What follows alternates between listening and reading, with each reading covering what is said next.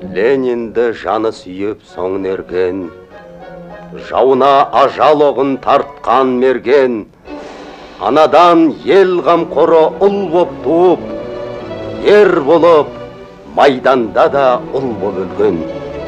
Осылай деп қартақын жамбыл мадақтаған қазақтың адал ұлы аман келді.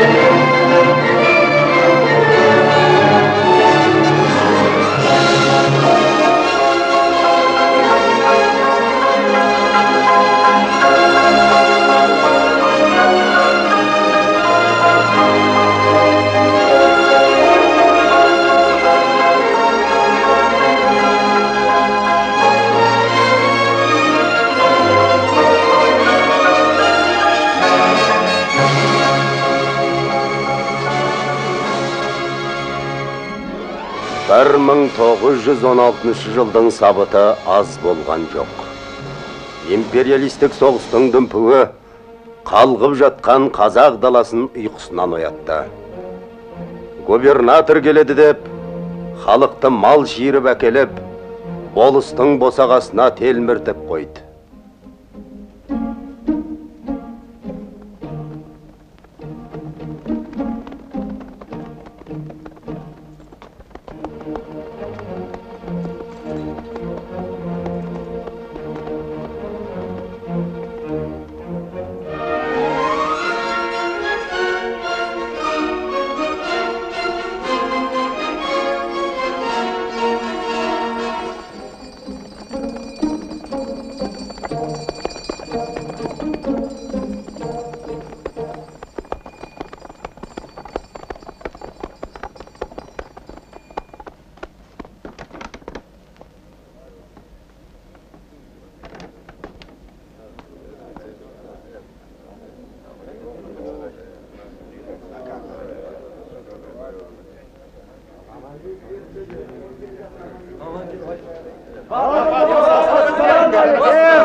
Aklım var edi oyanman geldi. Osman kimden ne istediydi? Aydım kesindirşi. Geldin be Batır. Aman gelme. Batır. Ne isteyimiz? Aytsan şimdi. Batır ne isteyimiz? Bolgum. Бұл аман келді дейтін қара қасқа кедей. Кедей болса да жарлылар басына қан көтеріп жатады әйтеуір. Киргиздер, ataların da, anaların da, janaşırların da ak patça. Atalarını kazdasın javu şavup talap jatsa, kayсын qarap oturar edinler, aytındarшы.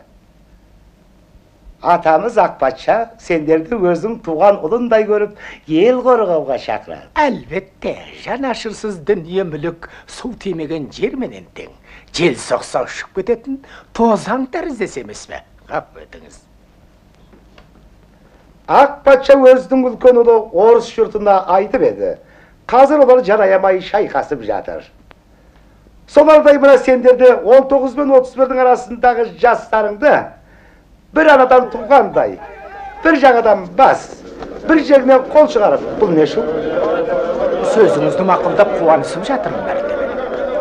Үш süründürün. Ulumundur! Mında bir rahmet. Kirgizler. Eger akbaça bagan koluna kürek alıp, еңбек et. Atqa minip el korga dese, köppen birge kuwana barıp, aköp kazgan bolar edim.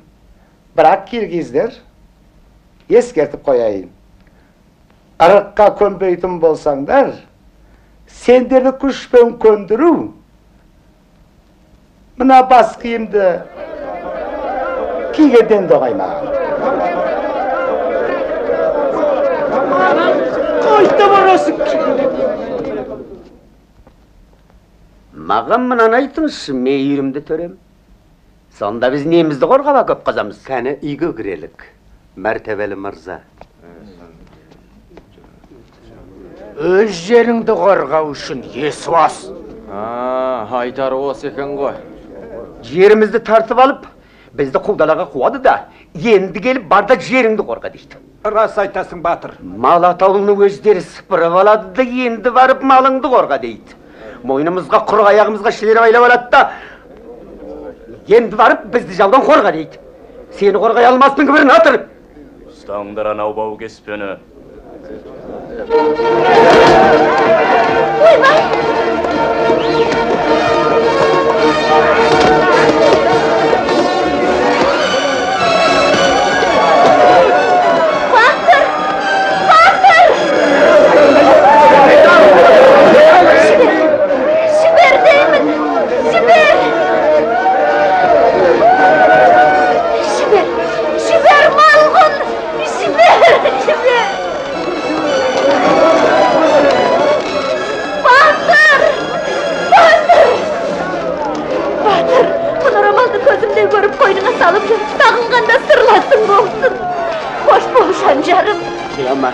Жылама балым, көз жасыңды тый.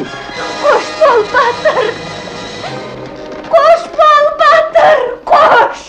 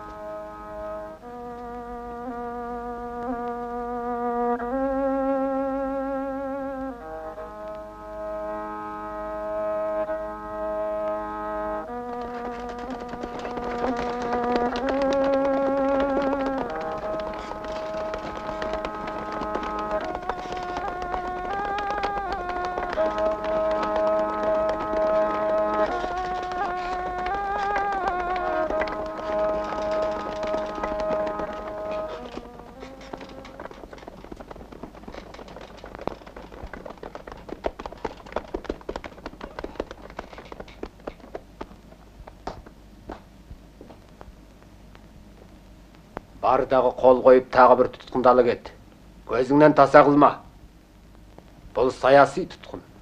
Мына бір немеде діңкемді құртты. Түк нәр татпастан бедірейіп жатады да қояды.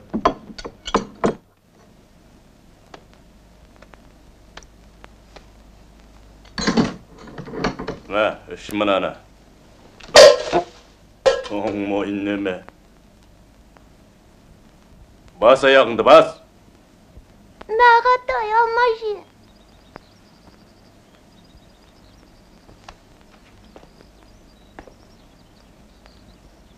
Бол тез.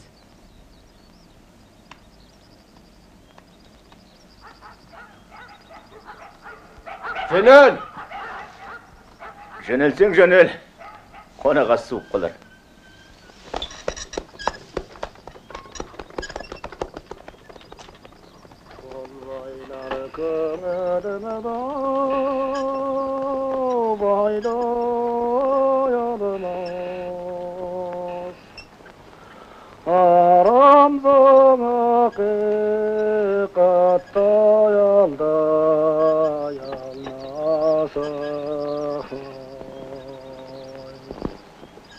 Men bireuden deylerim sana şeksiz. Gögendip sonun barın ayday almasa. Koyurladın mı?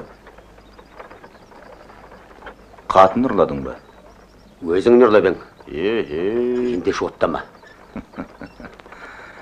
Екеуміз осылай кезестік-ау, аман келді. Мені қайдан білесің? Неге білмейін? Кедейді кедей кебісінен таниды демей ме? Екеумізді бүгін ғана қосақтап қойған жоқ. Көптен қосақтаудымыз. Мынау кендір арқамен емес, өмір азабы қосақтаған бізді. Тыңдап жатыр. Айдаушымыз қалғып келе жатқанда тыңдап ал. Азап шеккен жалғыз қазақ халық екен деме. Орыс жұмысшылары мен мұжықтары да жетісіп жүрген жоқ. Біле білсең, тартқан азабымыз бен бейнетіміз де бірдей. Ендеше, алысатын жауымыз да бір. Рас айтасың.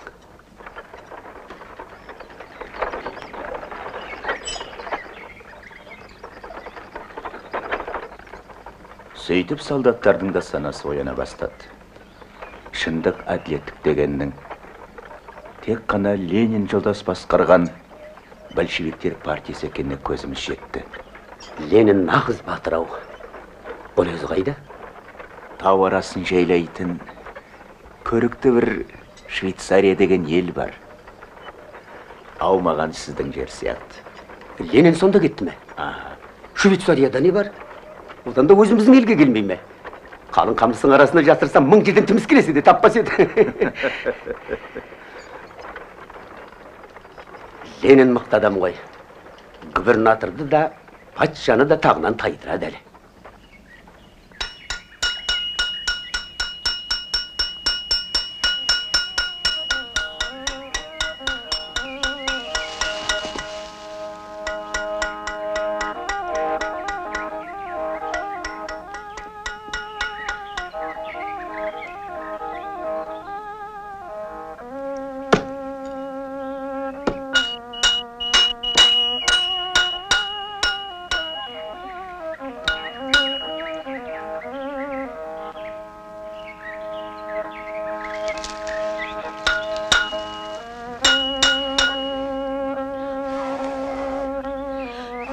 Ey қураған қу заман.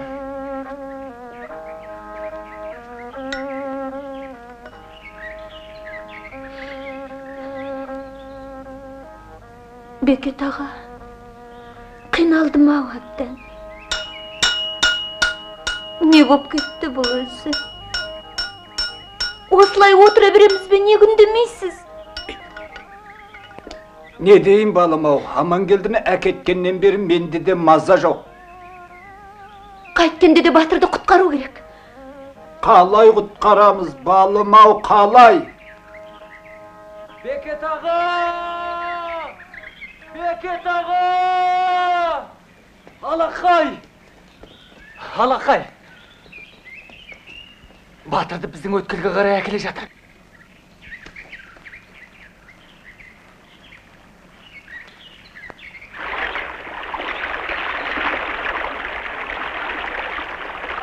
Әне, келе жатыр.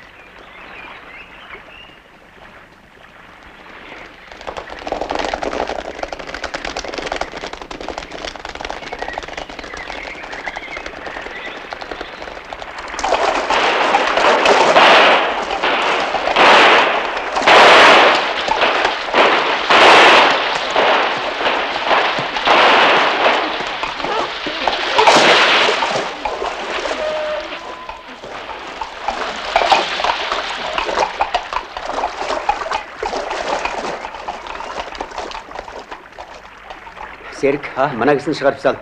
Досымыз ғой, жалаң аяқ кетпесін, етігін шешіп бер. Етік дейсіз бе? Су жаңа етігімді ме? Берді көсең бер.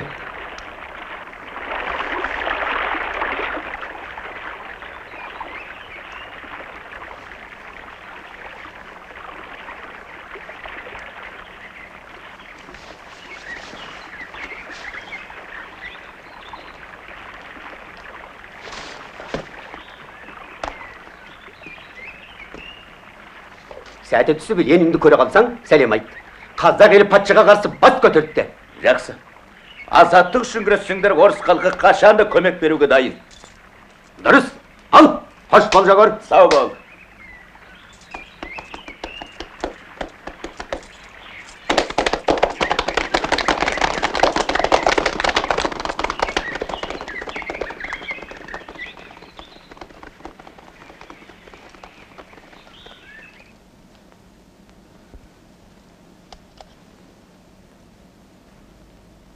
Тас темірдің жасын нешеде деп жазайын? Жаста болса ел қадірлейтін дәулетті адам. 50-де деп жаз. Арыстан мырзаны нешеде деп жазамыз? 3 қатын алған. Үйір-үйір жылқысы бар.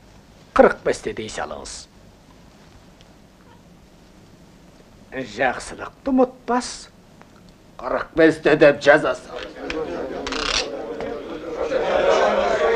Бұл не сұмдық? Ол екеуміз түйдей құрдаспыз. Оны 45-те, мені 25-те деп не бетіңмен жаздырып отырсыңыз? Жалған, өтірік, ар сөзді. Кетіңдер әрі!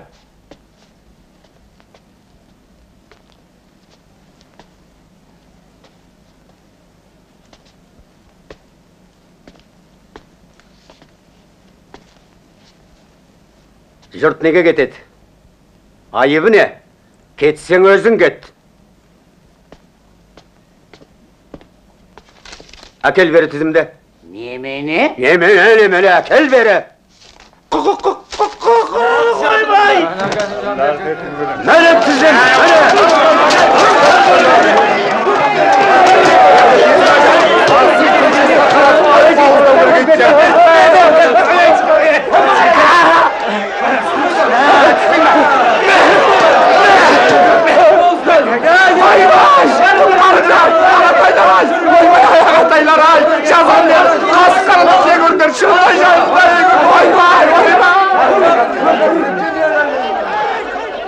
О, қалайық, біз екі оттың ортасында тұрмыз.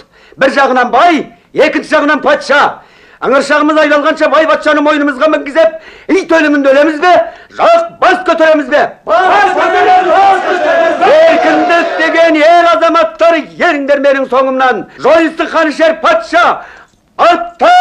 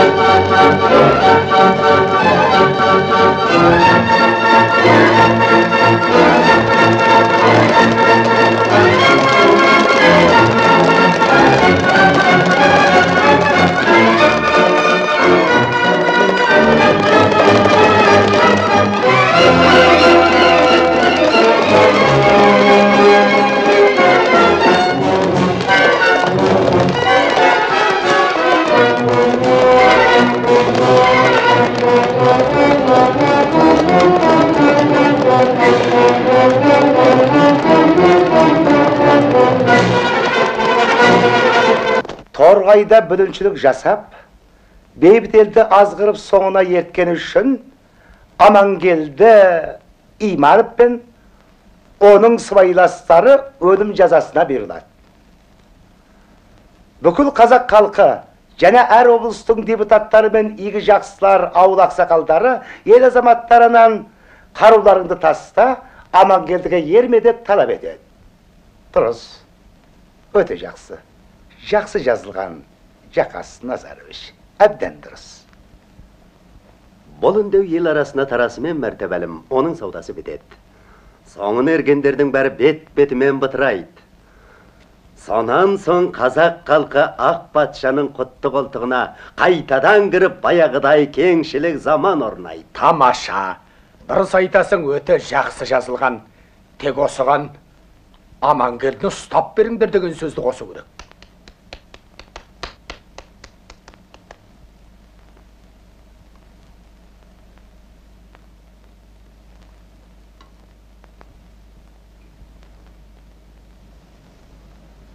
Құрметіңізге рахмет. Өзім алам. Егер де оның басын жоюға қаражат қажет болса, мына мен жұрттан бұрын 175 сом тегем. Жа, Амангелдінің басына 215 сом тегем деп, мен баяғыда ескерткем. Оған таласпаңыз. Ниеттеріңізге мыңда бір рахмет. Біз халқыңызды жақсы көреміз.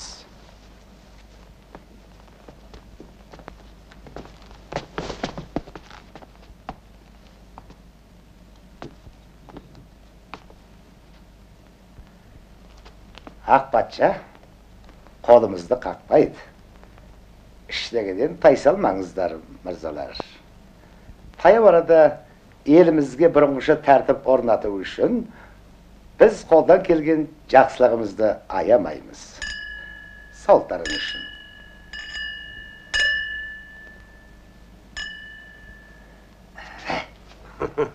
Ғажап. Мұдауыңыз бір керемет қызық болды. Жағдайыңыз шамалы екен, ардақты Йосип Петрович. Петроградтағы өз жағдайларыңызда қымбатты Григорий Максимович артық емес ау деймін. Армия майданнан қашып жатыр. Министрлер, зауыттаршы. Иә. Губернатордың алдында мені жерге қаратқаныңнан батырау. Бәріңнен бұрын Амангелдінің басына ақша тігем деген мен емес педім. Сақ бәтірікті. 215 сом тегем деп қолқат бергенімде жомарт болсан қайда қалдың? Сірә о кісінің тағы да бір медаль алғысы келген ғой. Көтеріліске шыққан қазақтар торға қарай медаль деп әлгінде ғана айттым ғой. Иә. Демек бар күшті соған жұмсау керек. Әлбәтте. Григорий Максимович, сол көтерілісті басу үшін аянып қалмаңыз. Осип Петрович, аянбаспын. Я, сөйтіңіз. Ешбір аяушылық деген болмасын. Егер Амангелдіні ұстайтын болсаңыз, өзін де, серіктерін де асып өтіріңіз. Көрсін анау ел сымаға.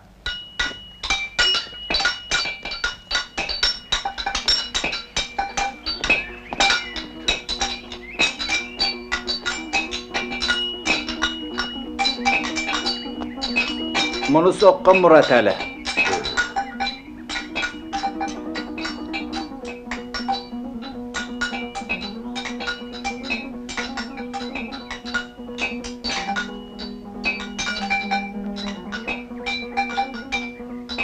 Тәп-тәуір екен.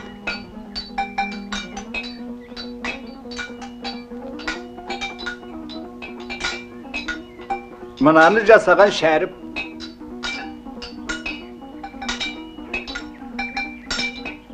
Тамаша.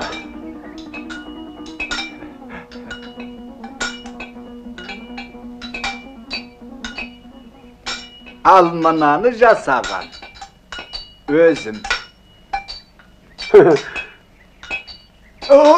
Оқтау тұр. Қойш, онда атып көрейін.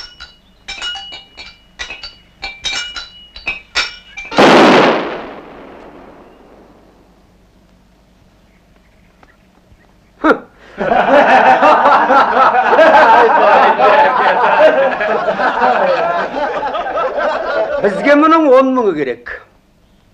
Сонда 10 жыл күтпекпіз бе? Тағы да 10 жыл бойы бай мен төренің теккісін жеп шірімекпіз бе? Жоқ, оған уақыт жоқ. Біз көппіз.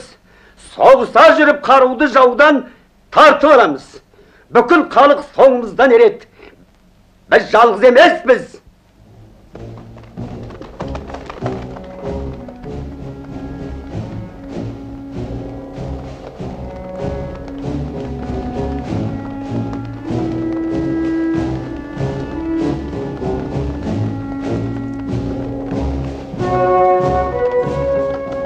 Оны мырзалар, алдымызда бөгет жоқ, елсіз қудала деп едіңдер. Ана түтіндеп жатқан не бәле? Әнеки! Бұл Амангелдінің ауылы, мәртебелі мырза. Рас айтасың. Бұл соның ауылы. Еркек аталысы түгелімен Амангелдінің тобына қосылған. Ал әйелдері сол қарақшылардың тамағын дайындап, киім кешегін жамайды. Артиллерия, дайындал!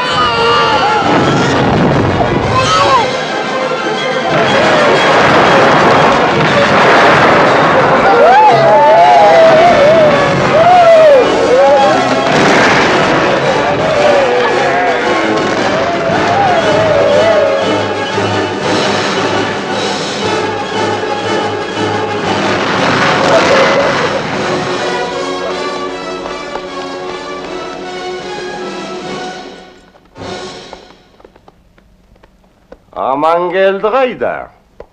Сендерден сұрап тұр ғой, жауап беріңдер.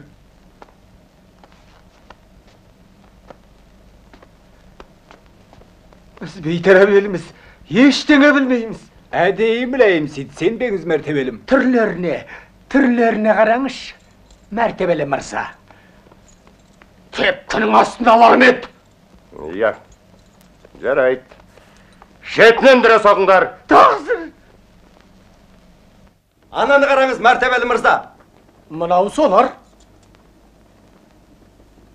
Дайындалыңдар. Дайындалыңдар.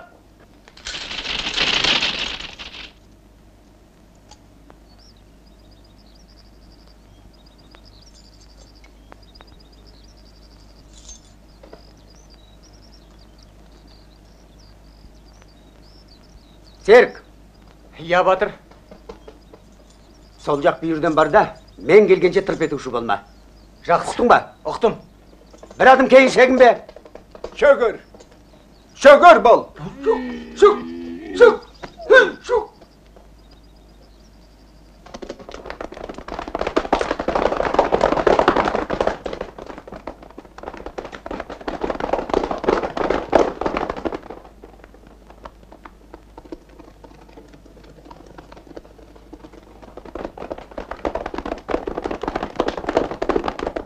Atыңдар!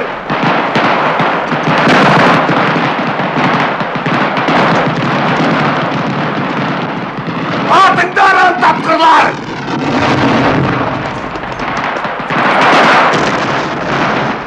Неғып тұрып қалдыңдар? Оқтан қорықтыңдар ма?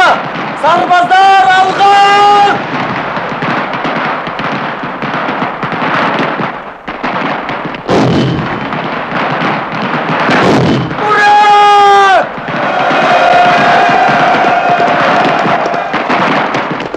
Сарбаздар алға!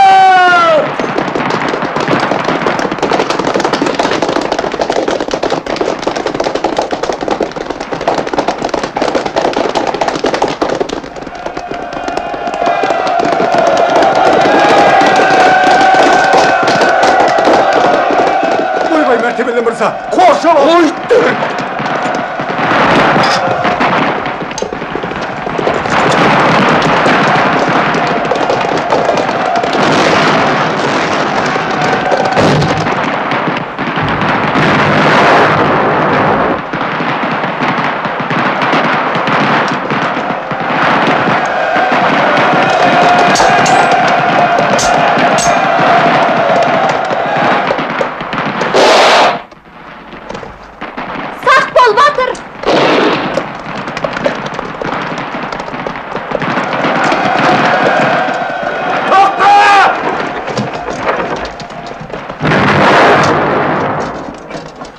Айдайын сасқа!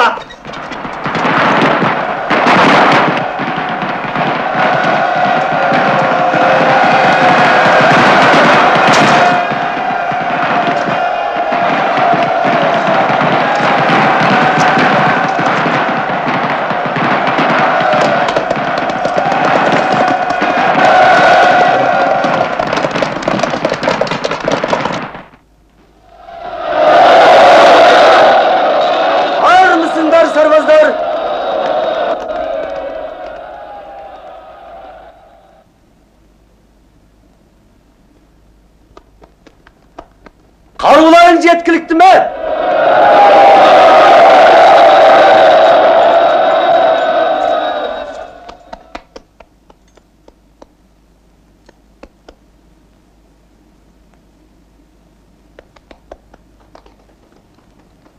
Мұнда әйел не қылып жүр? Ас суымызды ендігіміз деп береді батыр. Онда бұған қарудың керегі не? Немен әйел мылтық ата алмайды дейсіз бе?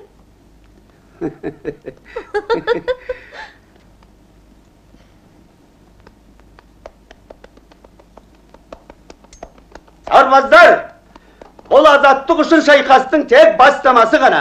Енді зеңбірек те, мылтық та жетеді. Соның бірде бір оғын далаға жібермей, бай біткенді құртып, езілген елдің ежелгі кегін аламыз. Тарт аттың басын торғайға!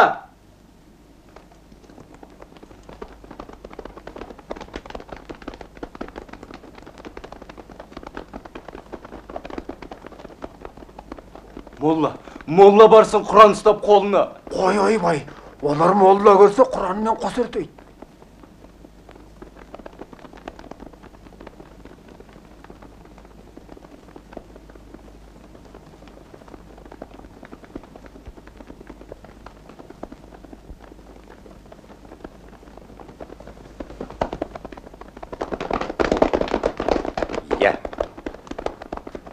Ал Қаратай, қапыда қалып жүрме.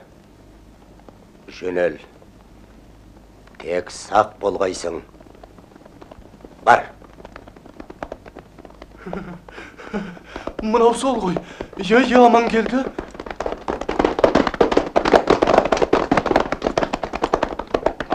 Хош келдіңіз, батыр. Мына жиналған қала тұрғындарының атынан қазақ халқын құлдықтан құтқару жолында қажымай еңбек еткен сізді шын жүректен құттықтауға рұқсат етіңіз. Және де сіздің бұл келуіңіздің өзі... Сен кімсің? Мен бе? Қаратай, студентпін. Сауда одағының бастығымын. Лаврентьев қайда? Қашып кетті. Қайда кеткені белгісіз. 10 мың сарбаздың осынша майқасқандағы қуып шыққаны жалғыз сол генерал болғаны ма? Патшаны да құлатып, жаңа үкімет орнаттық. Я патшаны құлаттық қой. Жаңа үкіметіңнің бастығы кім сонда? Князь Львов. Қалай князь? Ленинч? Ленин дейді? Ол кім өзі? Торғайда ондай кісі жоқ сияқты еді ғой. Патшаны құлаттым деп мәз болады. Ал Лениннің кім екенін білмейді. Мұндайдан адам болар ма?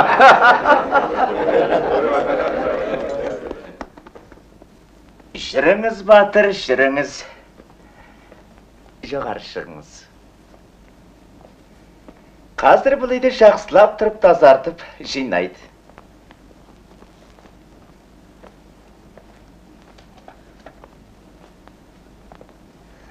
Бұл жер ғой, батыр. Жер деймісің? Иә. Көлемі көздей болғанмен қасіреті көлде екен. Иә. Ал мынау торғай. Торғайды. Көріп ал, Серік. Көр.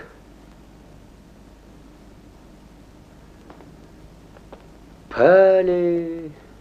Кітаптарды бұлай шашып тастаған кім? Ай, оңбағандар, ай. Кел балым, жинайық.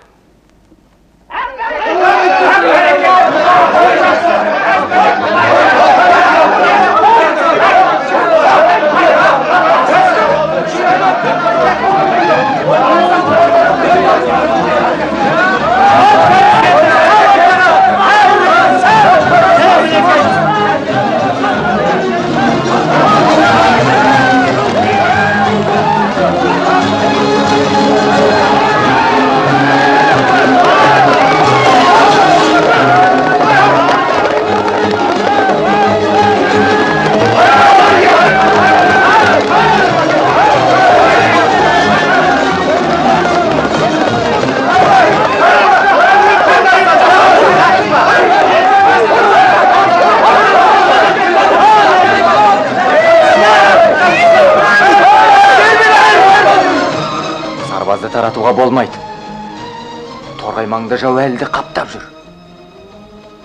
Оның рас. Қаптап жүр. Олар қауіпті емес. Патшамен бірге байлардың да билігі бір жола құрыды. Байлардың билігі құрыды дейсің бе? Ай, білмеймін. Кейбіреулер осында аман келді. Сарбаздарын неге таратпайды дейдің көрінеді. Менің мүддем қан болума. Уақытша үкіметте тарат деп қоймай жүр. Байлар болса, мал, жер берем деп алдау сұратады. Қалай ғана соларды жанаши қалды. Таң қалам. Сарбаздарыңды таратпа, батыр. Асығыстық жасап опық жеп жүрме. Әлі де болса ойланшы, батырым. Сен не дейсің? Jaz bolsa kelip kaldı. Егін егу керек. Енді кідірсек кешігіп қаламыз. Elдің осы ашыққаны да жетер. Патша болса құлады. Енді тыныш өмір сүру керек қой. Үйге қайтқанымыз жөн-ау деймін. Сарбаздарды таратудың дәлелін табасыңдар. Ал таратпаудың себебін неге айтпайсыңдар? Бара беріңдер. Ойланып көрейін.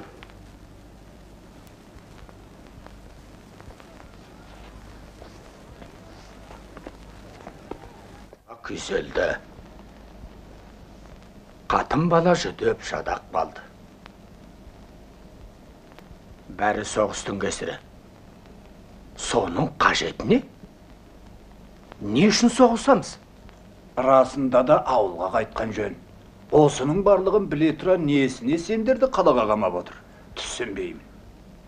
Жоқ ау, менің неге елге қайтқым келмейді, айтшы. Бұлар неге қайтайық деп тықыршиды. Мен жібермесем де, ертең өздері тарап кетеді.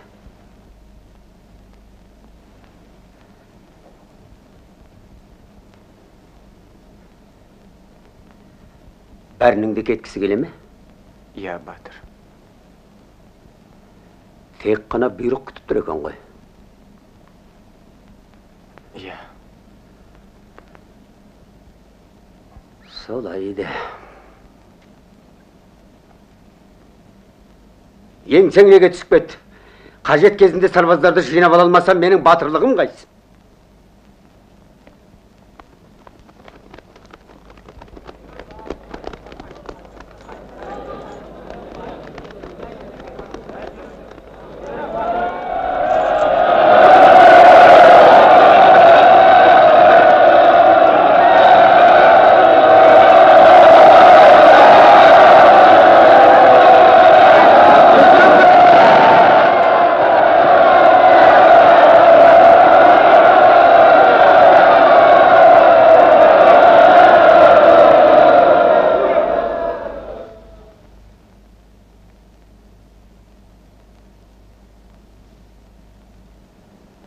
Қадірлі менің достарым, қанатты менің құстарым, қоштасар сәт жет. Көктем болса келіп қалды. Шаруа болса күтіп тұр. Енді қазір мал теріскейге, адам төскейге шығару ақ болды. Жерсіз бізге күн жоқ. Естеріңде болсын. Жерге ие бола біліңдер. Өйткені ол өз жерің, енді оған ешкімнің де таласы жоқ.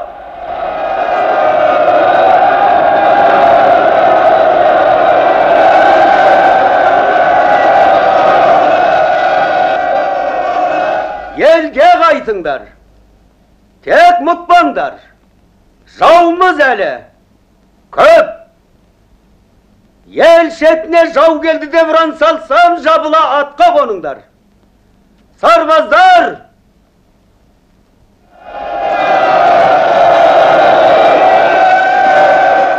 Тағы да ескертемін. Сен серді тот баспасын. Жау жоқ деме, жар астында деген. Қапы қалмаңдар, жолдарың болсын.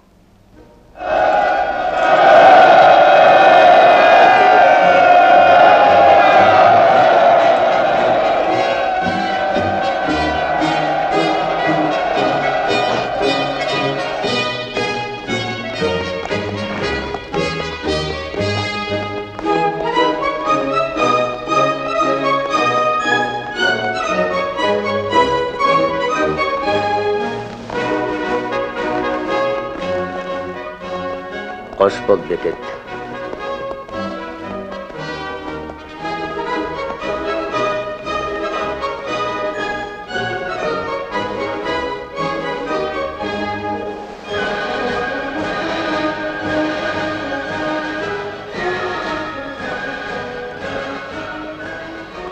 Ал, сау бол, Серік. Мен ешқайда кетпеймін.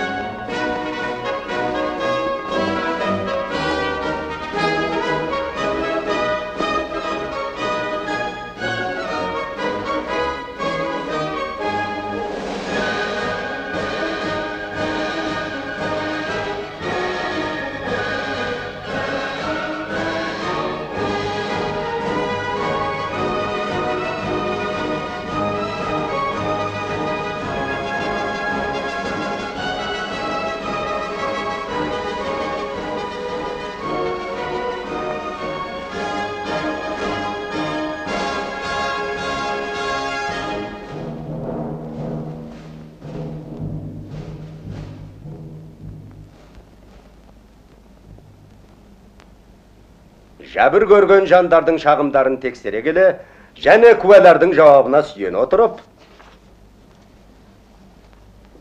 Қазақтың Третей соты мынаны анықтады. Ол Амангелді Имановтың қылмысты әрекетінің әлегінен 30 болыс елдің 500 миллион бас малын талан-таражға салып, 150 мың кигіз үйі мен атамекен қыстауын жер мен жексен еткен анықталды. Және 150 мың мая шөп төртіп, жазықсыздан жазықсыз 20 адамды атып өлтірген. Сонымен қатар тағы да жұрттың көбін көтеріліске еріксіз зорлап қатыстырғансың. Көнбегендердің үйін өртеп, малын тартып алып, балашағасын тентіретіп, өздерін атып тастағансың. Бұған бәріміз куәміз. Ол жалған. Өтірік, жалған деймісің, менің туған інімді атқан кім? Ол да сен сияқты елін сатқан опасыз болатын, өзіңді атпаған өкінем. Біздің болысты өлтірді. Ол патшаның байлаулы иті болатын. Сотқа бәр аян. Көтерілісті басқарғаның былай тұрсын, қойны қоншыңа тыққаның да зіммес көрінеді. Ақша даярине. Осының бәрін қорыта келіп Третей соты өкімет ет, жазықсыз атып өлтірген беделді адамдардың құнын Амангелді қолма-қол төлейтін болсын. Яғни 720 мың сомды ақшадай төлейтін болады. Тоқытері сол. Мені ел тонаған баугеспе ұры демексіңдер ме? Патшаның темір кішелін бұзып шыққан мені мынау қағаз бет түсемақсыңдар бай. Мәл керек болса. Қайда барасыз ба? Шындық іздеймін. Шындық үшін күрескем, әлі де күресем. Ленинге барып өз күнге шейін Торғай қаласында шындық, әділеттік неге жоқ деймін.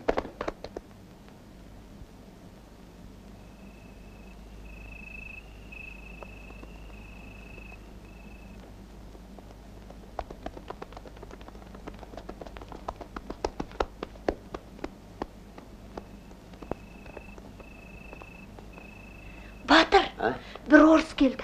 Өзі үйде ұйықтап жатыр. Қандай орыс? Сақалы бар. Сақалы бар дейді? Сақалы қауғадай. Ол кім болды екен? Мүмкін Ленин болар.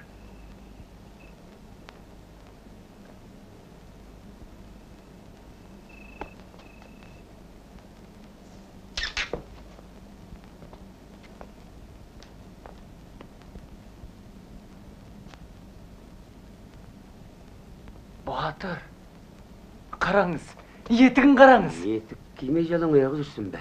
Менің етігім, өзіңіз бергізіп едіңіз ғой. Жагор! Жагор! Я Жагормын. Сақалды қара, сақалды. Серік! Жүр Петроградқа барайық. Лениннің алдын алып баршы мені. Әлгі қанішер жауызды өлтірген Торғайдан шыққан батыр Амангелдіні баугеспе ұры қарақшы бұзық атандырып жүрдескені көрейік. Ленин Амангелдіні нағыз большевик бермекен демес бекен. Жүр кәне. Аптықпай тұра тұрыш. Ленин ол туралы айтқан. Қашан? Осы жақында ғана. Оны өзің де білесің, Амангелді. Серік, етігің мықты екен. Сол күйінде тұр. Нені білем? Бәрін. Сен кедейлерге байлардан іргеңді аш дедің ғой, дедің. Сәбетті қолдаңдар дедің ғой, дедің. Демек, бұл елінің айтқанын бұлжытпай орындағаның.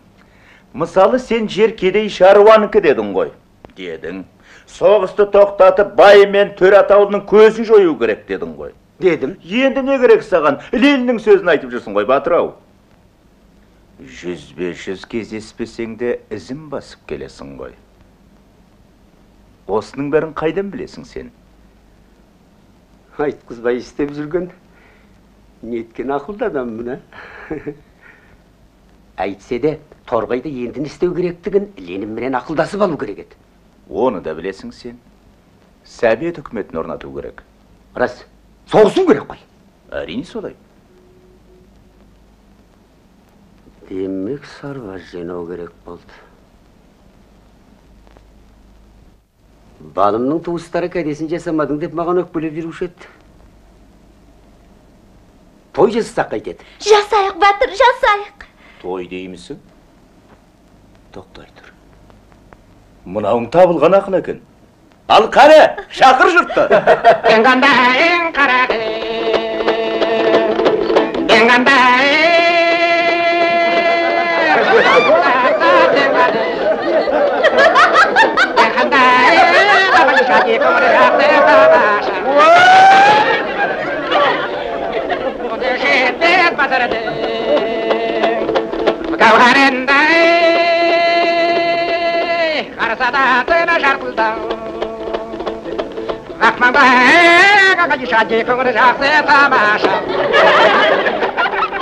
Серік, жұрт жиналды ма?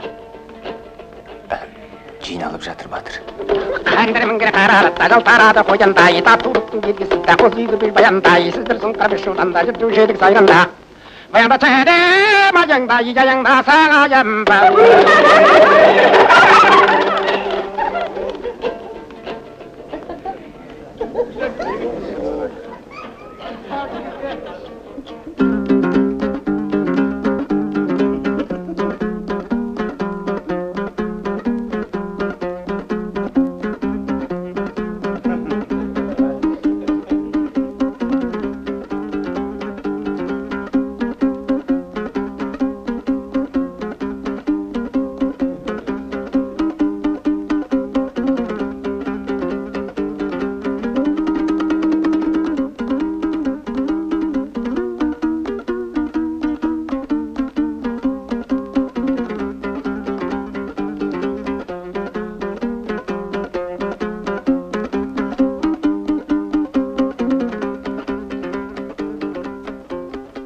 Мынауың не, Бекет? Тойға келген тартуым бұл. Міне.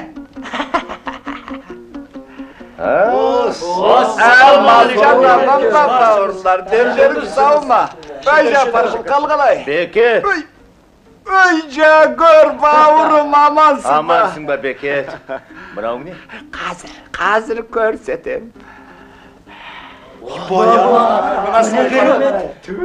Кетер! Ста!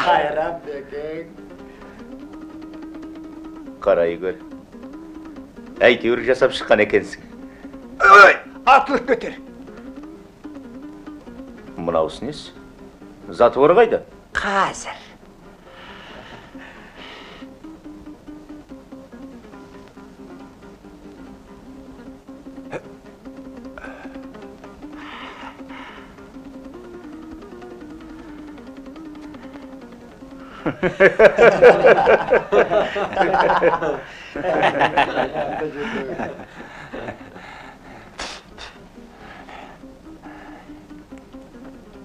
Мінеки.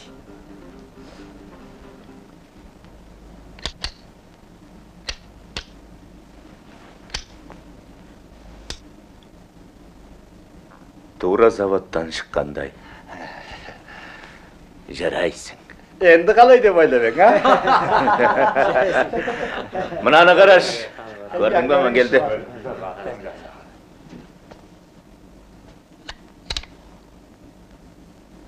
Ярайсың, Бекет. Мылтық деп осын айтты. Тамаша етіп жасаған екен. Сарбаздар.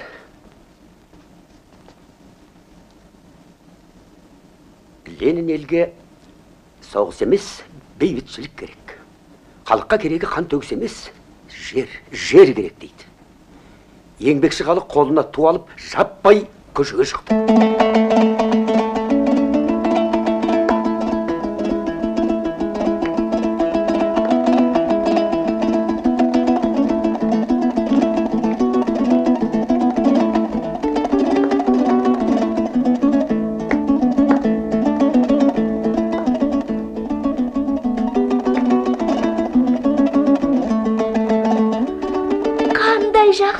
Лениннің соңынан еріп, біз де шығайық. Жұмысшы үкіметі. Ол біздің де үкіметіміз. Болыстарға билетпейміз. Байларды тағылту керек. Дұрыс айтады Амангелді. Біздің батыр большевик. Большевиктердің бәрі де әділдікті жақтайтын, айтқаннан қайтпайтын, ел үшін жаралған жандар. Халық мүддесін қорғайтындар. Біз үшін күреседі. Міне сондықтан Совет үкіметі Алаш ордашылардан аулақ, нағыз өзіміздің большевик үкіметі болу керек.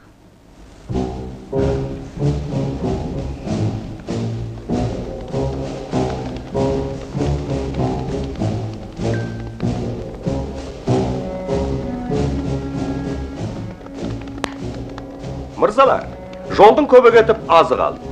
Енді бір белестен қажымай өтсек, достарымыз алашордашылар таяқтастам жерде тұр. Әлем тапырық соғыстың да толастар кезі жетті. Я мырзалар, бұл ақырғы жорығымыз болар. Біз алашордашылар Совет үкіметіне адал ниетімізбен келіп қосылдық. Сендерге сеніп Торғайды қолдарыңа бердік деуіміз әсіре қызыл сөз емес. Торғайдағы Совет үкіметін жан тәнімізбен қорғай отыра, сонымен қатар өз елімізде, қазақ елінде қорғаймыз. Сондықтан да айтарымыз, орыстарды қорғау үшін қазақтарды майданға жіберудің қажеті жоқ. Бұл жөнінде жолдас Амангелді Иманов қателеседі. Қазақ елі бірігіп тыныш өмір сүрсін. Сіз қазақ елінің тыныштығын тілейсіз ғой? Иә, біз тек қана қазақ елінің тыныштығын тілейміз. Қазақтың. Мейлі орыстар өздесі соғыса берсін. Ендеше орыстар мен неге келісті жүргізіп жүрсіңдер? Қайдағы келіссөз? Алшақ менші! Қып-қызыл жала! Айтып берсінші Қалеки. Жаптым жала жақтым ке бұл. Большевиктерге қызмет етеміз дегендері қайда? Шындыққа құлақ асқылары келді. Торғай Советіне қызмет етеміз дегенбіз. Әлде қайдағы орыс большевиктер үшін біздіңдегі қимамыз күшейді. Майданда большевиктер жеңіске жетсе, ол біздің қазақтың жеңісі. Большевиктер жеңілсе, қазақтың да жеңілгені. Большевиктердің тағдыры біздің тағдыры. Сенің тағдырың ба? Иә, менің тағдырым. Жауыр екенімізді отыр сарбаздар. Олар біздің жігімізді бұзып, Совет өтуге тырысады. Қалшақты бастап келе жатқанда солар. Алашордашылар арамыз ретке салып жүрсіңдер. Еңбекшілер достығын, орыс пен қазақ достығын бұзып тас талқан етті. Торғайдың соғыс комиссары ретінде мен алашордашыларға дереу майданға аттануды бұйырам. Өзің білесің, тауды құметем, жусанды жүнетем десе де бір құдайдың еркі ғой. Құдай деп жүріп бісміллаға тілін келмес. Серік. О не батыр? Дереу Жагорға шап, күн түндемей тез жетті. Менен сәлем айт, солтүстікті қойып оңтүстікке тарсын. Тура Торғайға. Құп болады. Алашордашылардың Қалшақпен байланысы бар ау деген күдік бар. Тұтқындардың жауабын мұқият тексерсін. Ұқтың ба? Ұқтым. Ал жөнел. Құп болады.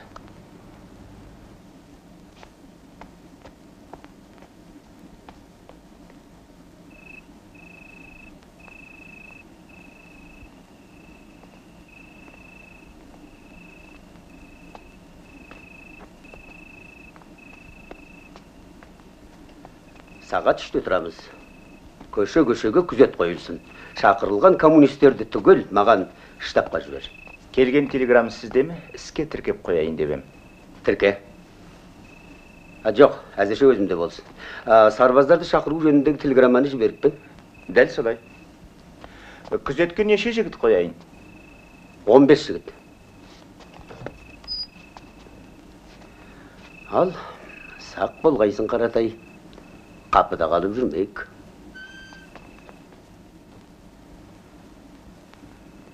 Айтқаныңды кетпейік, батыр.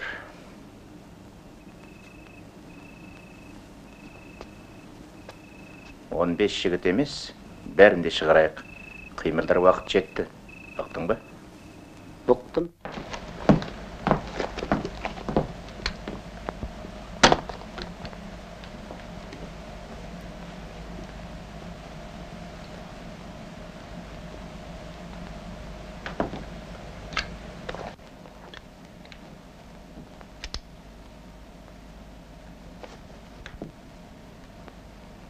Шай жоқ, Батыр.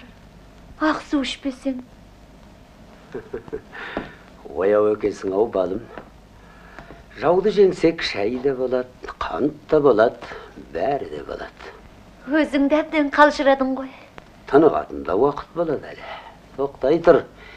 Ел аралап жер көреміз. Арбамен бе? Жоқ, автомобильмен аралаймыз.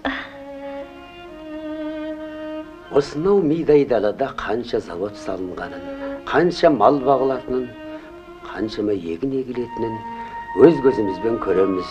Ой, не түрлі ғажапты көреміз әлі. Қартаймаймыз ба? Неге қартаямыз? Қартаймаймыз. Өмір бойы осылай өтеміз.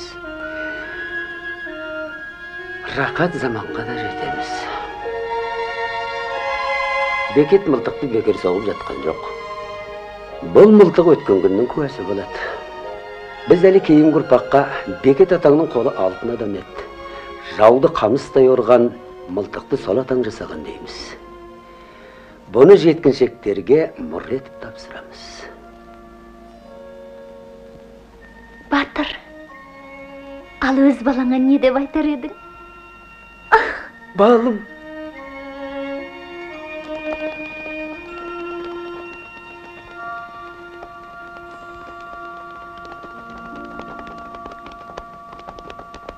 Бәрі шықты ма? Бәр. Жоғарт көзіңді.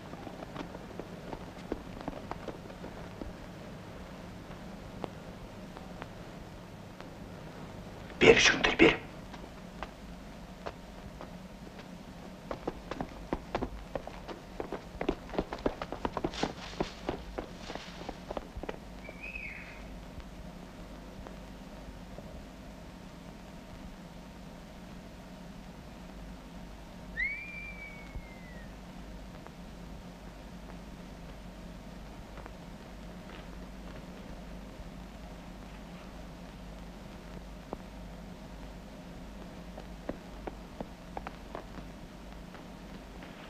Батыр, ояншы, солдаттар.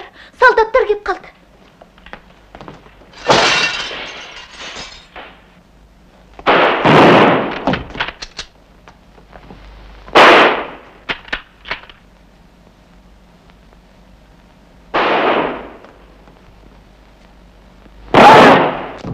Бар, Шагорға шап. Батыр. Бұйырамын жаныл, тез жетсін де.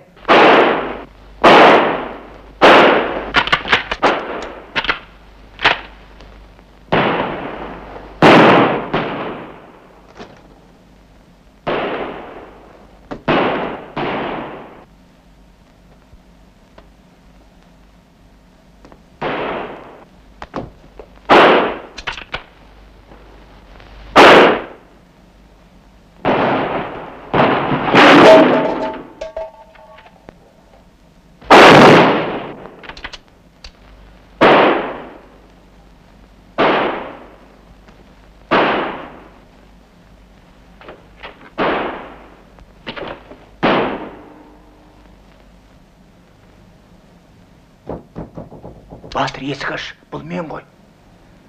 Қаратаймын.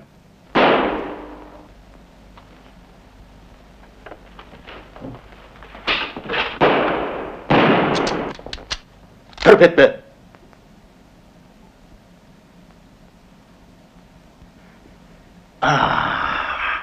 Түстің бе қолға.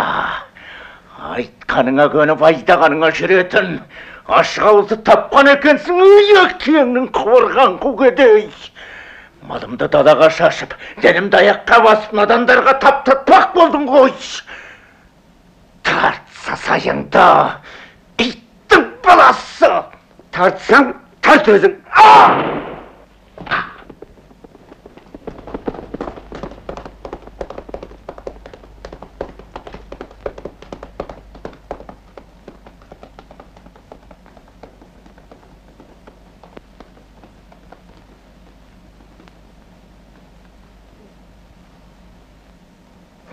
Шәрік неме? Соншы уақыт қасында жүріп, сыр тарта алмағаны несей? Аузымызды ашып соған сенген біз дейтпіз. Өз өлгенімен қоймай, бізді де өлтіріп кетті. Қарап тыққанмен іс бітпейді. Иә, қандай шешімге келдіңдер? Амангелдіні қайтеміз. Атып тастау керек, мәртебелім. Солай да. Иә, гәп онда емес, мырзалар. Мен де тап солай ойлаймын. Ойламақ түгіл айтқанмын да асығыстық жасамайық деп. Сіз өзіңіз сөйлесіп көрдіңіз бе? Мен бе? Әскери министр қарақшымен бе? Большевиктердің ойы, мырзалар, бізді түгел қырып жою. Ой деген мида болады ғой. Жыртып тастайтын қағаз емес, соған қандай айла қолдану керек, а? Міне солай. Амансың ба, батыр? Ойбай-ау, байлап тастаған несі? Ел бастаған батырды байлауға кімнің дәті барды екен? Ай, есі бастар-ай! Сәлеметсің ба, батыр? Біз саған бүтіндей бір полкпен 500 мың сом ақша береміз. Сот кескен 720 мың берешегіңді де кешіретін боламыз. Қазақ халқының қамы үшін сені аман сақтап қалғымыз келеді. Сендерсіз де сақталам. Қалай? Ел жұртым бар. Сәлем бердік, батыр.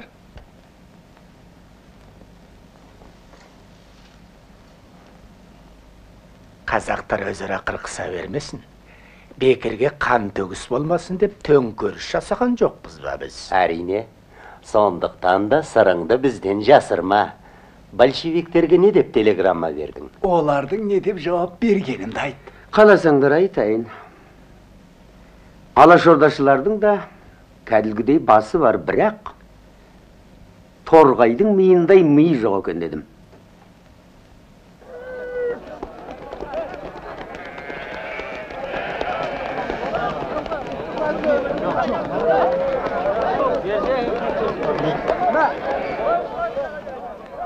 Балым, сен шыжағыр келе жатыр.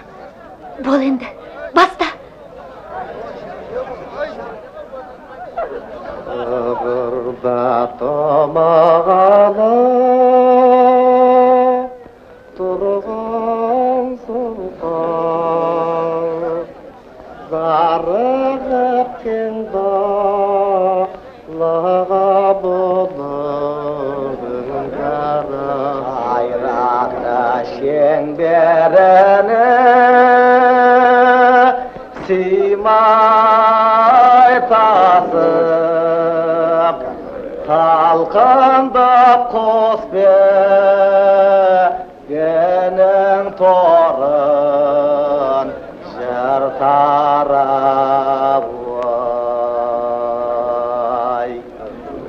Ән шырқап ұлы тойға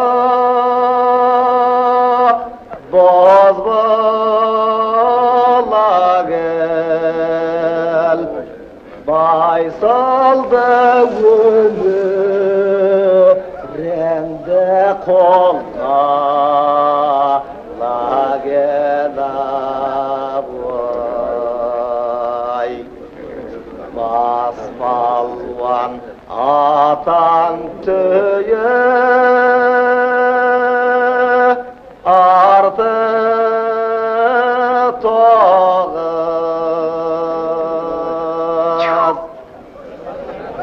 Еліңді бекем буып қозғала бірақ.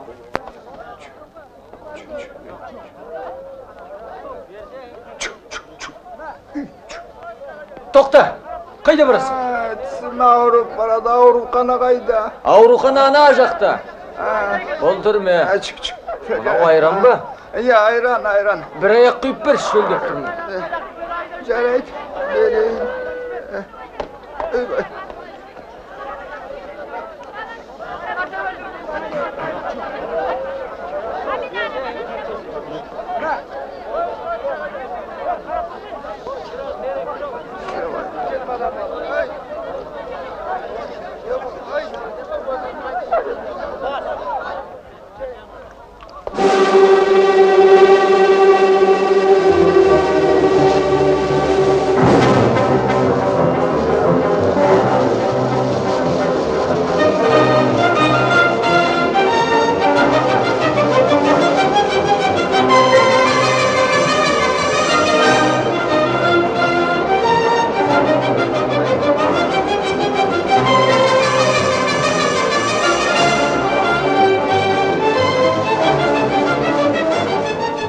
Алашорда үкіметі істі тексере келіп, бау кеспе, қанды бала құры Амангелдіні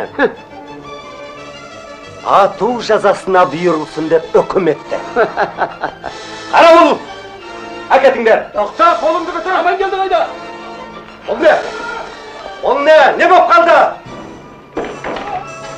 Ол тез!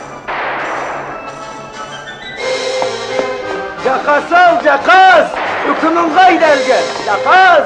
Қаштың бағы ен, жақас!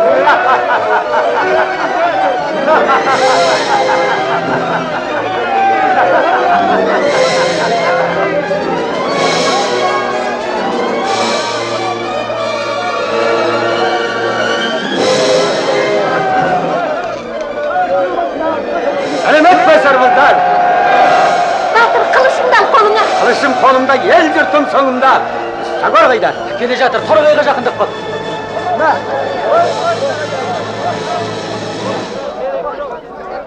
Сарбаздар, Жагорға қосылайық, алға!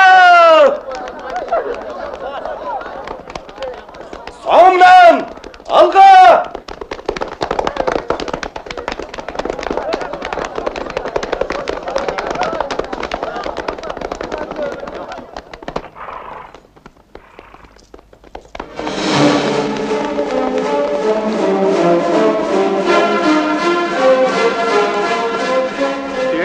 Дереу бәрін қалаға шабыңдар, гарнизонның бар зеңбірігінен оқ жаудырыңдар. Қаланың коменданты қайда? Комендант қайда, шақыр бар тез. Жаяу әскерді ме? Жаяу әскерді окопқа жібер. Не дейсің? Дайын емесі қалай? Арғыметтегі окоп емейіне мене оңбаған итшындан қамсың.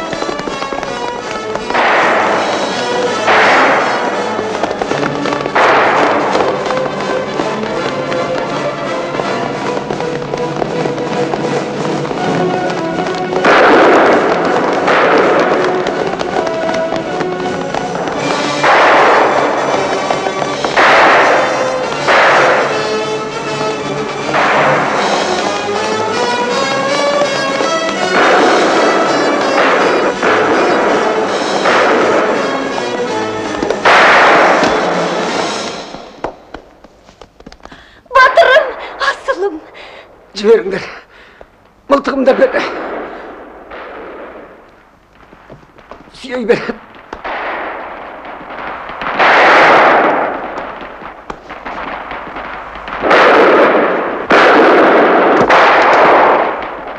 Тағы, Батыр!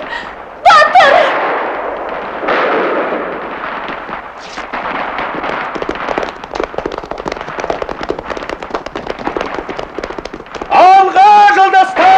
Жагор да жетті. Жагор!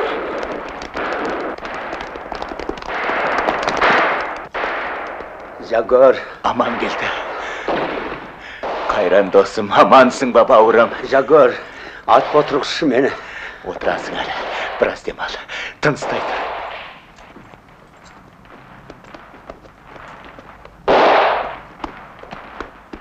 Отряд! Саңымнан!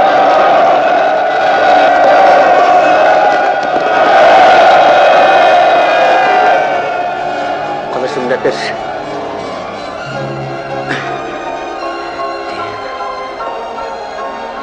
Серік, жауды жеңбей, қылышты қынабына салма бауырым.